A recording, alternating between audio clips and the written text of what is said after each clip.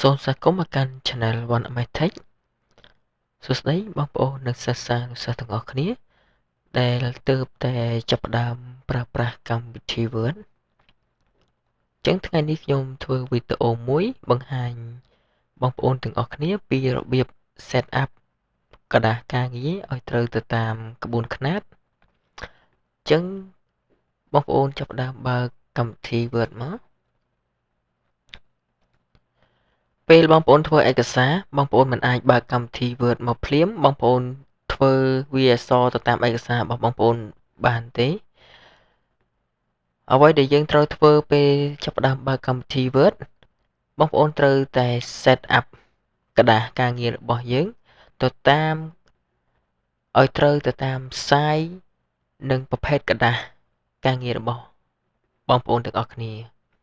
ពេលយើងចូលដល់ភ្លាមយើងត្រូវចាប់ផ្ដើមចូលទៅក្នុង tab layout ពេលបងប្អូនចូលមកដល់ tab layout បងប្អូនមើលត្រង់កន្លែង page setup អញ្ចឹងនៅលើ page setup ហ្នឹងវាមានMagic មាន size មានផ្សេងអញ្ចឹងអាចឲ្យបងប្អូន set up អ្វីដែលកម្មវិធី Word ដាក់ឲ្យមកបានប៉ុន្តែជាទូទៅបងប្អូនគួរតែរៀនប្រើ page setup ឲ្យត្រូវទៅតាមក្បួនខ្នាតអញ្ចឹងបងប្អូនចូលទៅក្នុងសញ្ញាក្បាលព្រួយថងកែងនេះបន្តិចមកបន្ទាប់ពីបងប្អូនចូលមកដល់កន្លែង page setup នេះបងប្អូនត្រូវមើលទៅលើ margin អញ្ចឹងនៅលើ margin នេះមាន top មាន bottom មាន right មាន left ហ្នឹងអញ្ចឹងបើក្នុងករណីដែលឯកសាររបស់បងប្អូនពី text boundary មកកែមនៃក្រាស់មានទំហំតូច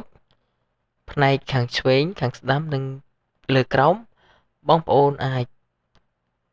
យកកន្លែងនេះលេខកាន់តែតូចក្នុងករណីដែលទំហំ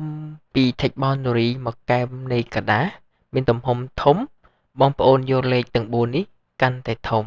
ញ្ចឹងខ្ញុំបញ្យល់មួយអញ្ចឹងក្នុងករណីខាងលើនេះតូចអញ្ចឹងខ្ញុំយកវា1ឆ្វេងស្ដាំដូចគ្នាវាតូចខ្ញុំយកវា1យក1ទាំង4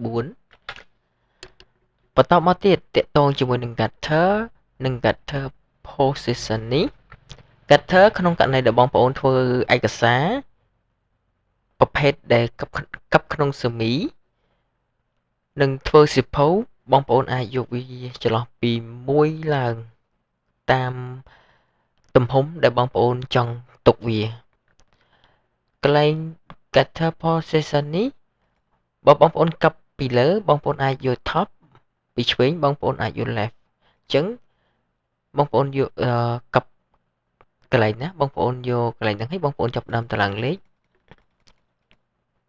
វានឹងទុកចន្លោះឲ្យបងប្អូនកັບអញ្ចឹងបើបងប្អូនធ្វើឯកសារធម្មតាបងប្អូនមិនបាច់យកវាទេយកវា0ធម្មតាអញ្ចឹងយើងអាចវាយវាបញ្ចូលមកក៏បានដែរប៉ុណ្ណឹងមកបន្តមកទៀត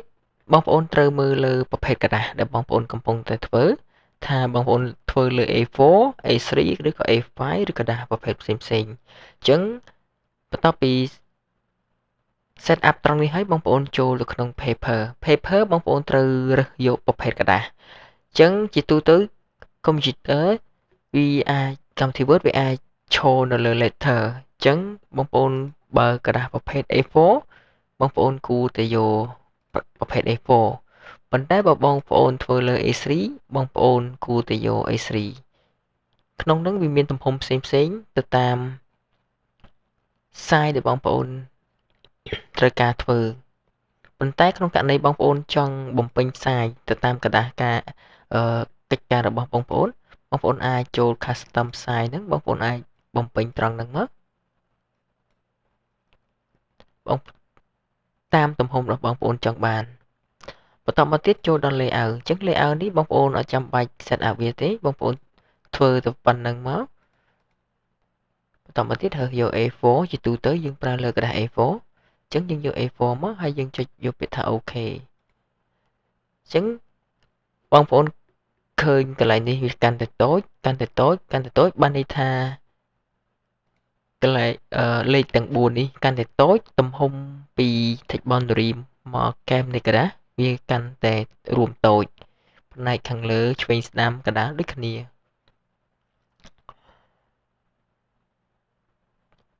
ចឹងបងប្អូនអាចចូលទៅក្នុង Telegram link Telegram ខាងក្រោមវីដេអូ